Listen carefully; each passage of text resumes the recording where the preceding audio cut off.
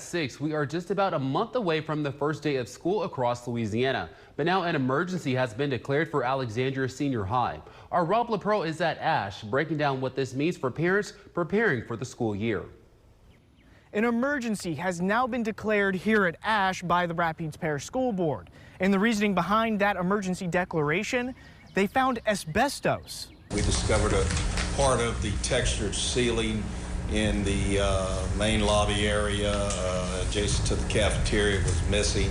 On our management plan, that was designated as asbestos containing building materials. What you're hearing is the Rapides Parish School Board being briefed on the latest assessment coming out of Alexandria Senior High, with inspectors finding readily accessible asbestos in the lobby of the school, prompting them to contact their environmental consultant. Basically, what I'm asking you to do on the front end of this deal is to declare an emergency so I can engage the abatement services and the remediation contractor. Then, after a nearly 24-minute-long executive session behind closed doors, the school board went ahead with the request to declare the situation as an emergency.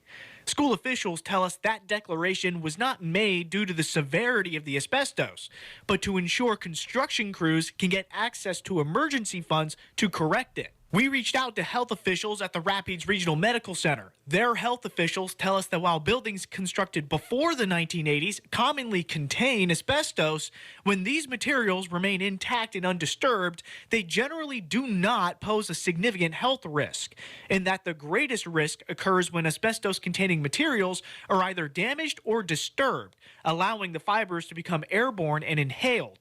Motion carried. That emergency request also labels the construction as a priority and in turn gives it an expedited timeline of completion. Now, the school board has already approved funding to correct the issue in the lobby regarding that asbestos, and they want to see that corrected before the next school year, although there's no real timeline or confirmation on when they expect that construction to be done. Though we'll continue to follow up as always as we continue to learn more. Reporting outside Ash, Rob LaPearl, KALB.